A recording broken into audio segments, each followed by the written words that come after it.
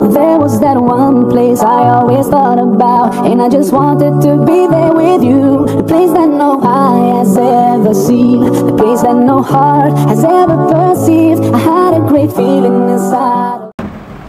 Assalamualaikum warahmatullahi wabarakatuh. Saya Ummi Masyrafati Hasani dari kelas 3A dan saya akan menyampaikan intisari ayat daripada ayat 16 hingga 18 di dalam surah Al-Mulk. Tapi sebelum itu saya akan bacakan dulu keseluruhan surah Al-Mulk itu. Bismillahirrahmanirrahim. Bismillahirrahmanirrahim. Tabarakallazi biyadihi al-mulku wa huwa ala kulli shay'in qadir. Allazi khalaqal mauta wal hayata liyabluwakum ayyukum ahsanu amala wa huwa al-azizul ghafur. Allazi khalaqa sab'a samawati tibaqa ma tara fi khalqir rahmani min tafawut. فرجع البصر هل ترى من فطور ثم رجع البصر كرتين ينقلب إليك البصر خاسئا وهو حسير ولقد زينا السماء الدنيا بمصابيح وجعلناها رجوما للشياطين وأعتدنا لهم عذاب السعير والذين كفروا بربهم عذاب جهنم وبئس المصير إذا ألقوا فيها سمعوا لها شهيقا وهي تفور تكاد تميز من الغيظ كلما ألقي فيها فوج سألهم خزنتها ألم يأتكم نذير قالوا بلى قد جاءنا نذير فكذبنا وقلنا ما نزل الله من شيء إن أنتم إلا في ضلال كبير وقالوا لو كنا نسمع أو نعقل ما كنا في أصحاب السعير فاعترفوا بذنوبهم فسوقا لأصحاب السعير إن الذين يخشون ربهم بالغيب لهم مغفرة وأجر كبير وأسروا قولكم أو اجهروا به إنه عليم بذات الصدور ألا يعلم من خلق وهو اللطيف الخبير والذي جعل لكم الأرض ذلولا فامشوا في مناكبها وكلوا من رزقه وإليه النشور آمنوا من في السماء أن يخسف بكم الأرض فإذا هي تمور أم أمنتم من في السماء أن يرسل عليكم حاصبا فستعلمون كيف نذير ولقد كذب الذين من قبلهم فكيف كان نكير أولم يروا إلى الطير فوقهم صافات ويقبل ما يمسكهن إلا الرحمن إنه بكل شيء بصير أمن هذا الذي هو جند لكم يرزقكم من دون الرحمن إن الكافرون إلا في غرور أمن هذا الذي يرزقكم إن أمسك رزقه بل لجوا في عتب ونفور أفمن يمشي مكبا على وجهه أهدى أمن يمشي سويا على صراط مستقيم قل هو الذي أنشأكم وجعل لكم السمع والأبصار والأفئدة قليلا ما تشكرون قل هو الذي زرعكم في الأرض وإليه تحشرون ويقولون متى هذا الوعد إن كنتم صادقين قل إنما العلم عند الله وإنما أنا نذير مبين فلما رأوا زلفتها سيئت وجوه الذين كفروا وقيل هذا الذي كنتم به تدعون قل أرأيتم إن هلكني الله ومن معي أو رحمنا فمن يجيب الكافرين من عذاب أليم قل هو الرحمن آمنا به وعليه توكلنا فستعلمون من هو في ضلال مبين قل أرأيتم إن أصبح ماؤكم غورا فمن يأتيكم بماء معين. Surahul Azim. Seterusnya kita pergi ke intisari ayat daripada ayat 16 hingga ke 18 surah Al-Mulk.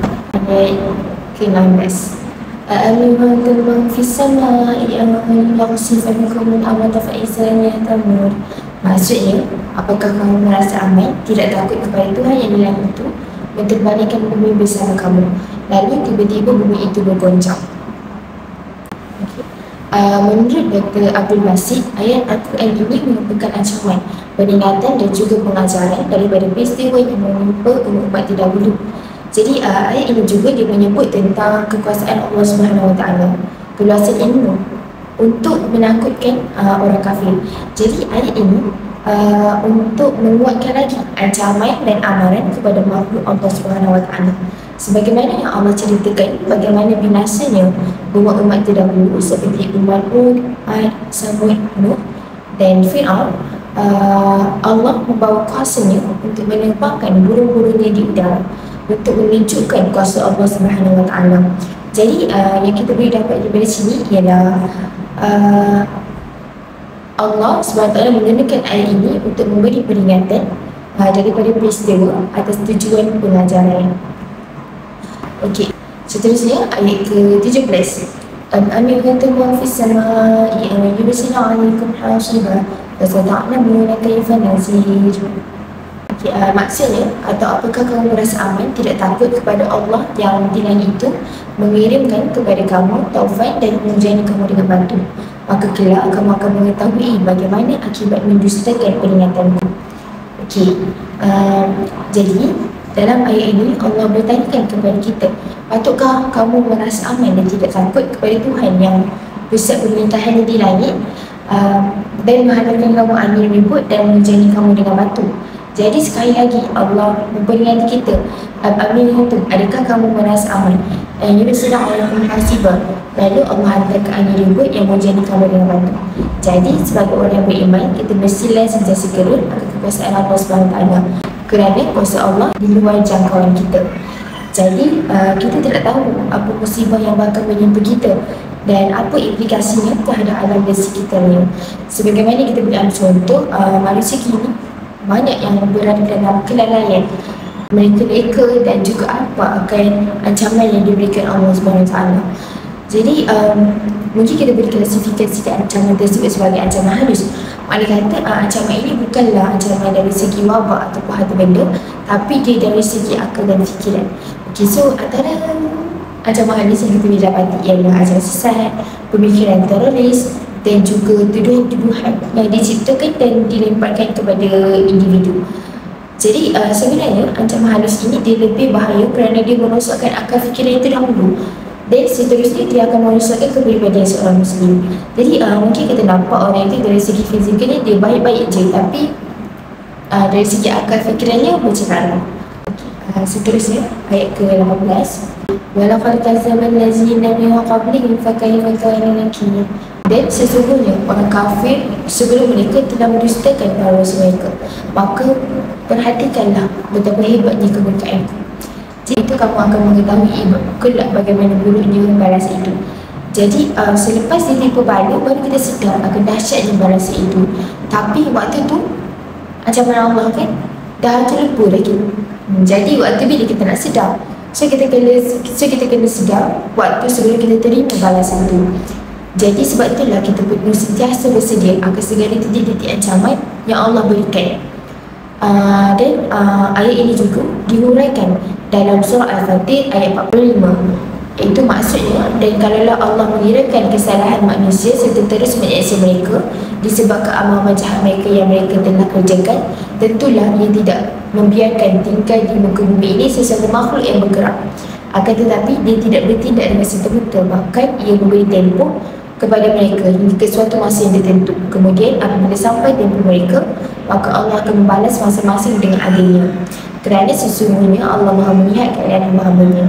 Bagi contoh kan, kalau kita buat baik dengan orang, kemudian orang itu balas dengan kejahatan, so kita akan balas yang tak baik ke dia. Tapi bila kita buat jahat dengan Allah, kita ingkar perintah Allah, Allah still bagi peluang untuk kita hidup. Tapi dalam ayat ini Tuhan kata, kalau dia nak ambil tindakan, hilang habis manusia di atas muka bumi ini. Jadi sebab itulah Allah bagi, tapi Allah masih bagi tempoh dalam masa yang ditetapkan. Bila sudah sampai tempoh, Allah tahu apa yang dia nak buat. So jadi Allah peringatkan dekat kita supaya kita sentiasa beringat akan ancaman Allah SWT, dan jangan sesekali kita berada dalam keadaan selesa. So kerana kita pun tak pasti lagi dekat mana kedudukan kita di sisi Allah SWT. Okay, so antara kebaikan surah Al-Mulk ialah yang pertama, mendapat keampunan Allah SWT. Okay, dari Abu Hurairah radhiyallahu anhu bahawa Rasulullah SAW telah bersabda, sebahagian daripada Al-Quran ada satu surah yang jumlahnya 30 ayat semuanya. Surah ini dapat memberikan pertolongan kepada orang yang membacanya sehingga diampunkan segala dosa-dosanya. Surah itu ialah surah Al-Mulk. Hadis riwayat Abu Dawud dan At-Tirmizi. Selain itu, surah Al-Mulk ini juga dapat menghindar siksa kubur. Daripada Abu Abbas radhiyallahu anhu, beliau berkata, beberapa orang sahabat Nabi menggali tanah tanpa menyangka itu kubur. Lalu didapati di dalamnya ada seorang lelaki yang membaca surah Al-Mulk sehingga tamat. Maka jawab baginda sallallahu alaihi wasallam, surah tersebut adalah penegah, penyelamat yang menyelamatkan tuannya daripada azab kubur. Hadis riwayat At-Tirmizi. Seterusnya, surah Al-Mulk ini juga menjadi pembela di akhirat. Sabda Nabi SAW, ada surah dari Al-Quran yang tidak terdiri kecuali hanya 30 ayat. Surah tersebut dapat membela pemiliknya, orang yang banyak membacanya, sehingga masukkannya ke syurga, iaitu surah Tabarakah. Hadis riwayat Tabrani. Jadi apa yang kita boleh pelajari daripada surah Al-Mulk ini ialah merujuk kepada Dr. Muhammad Yadi bin Haji Mayasin semasa menyampaikan tazkirah program Malam Munajat. Beliau menyampaikan dua pengajaran utama surah Al-Mulk. Yang pertamanya, tidak ada satu pun di dunia ini milik kita. Dan yang kedua, Allah Subhanahu Wa Taala menjadikan hidup dan mati ini sebagai ujian manusia. Ujian demi ujian akan diberikan sebagai saringan untuk melihat siapakah yang terbaik amalannya dalam kalangan manusia. Katanya lagi, maka inti surah ini mengajak kita untuk mengukuhkan keimanan, dan inilah yang akan menyelamatkan manusia daripada segala jenis azab, apatah lagi azab kubur. Dan disebabkan itulah fadilat surah ini dapat menyelamatkan kita daripada azab kubur. Jadi sekian itu sahaja daripada saya. Terima kasih.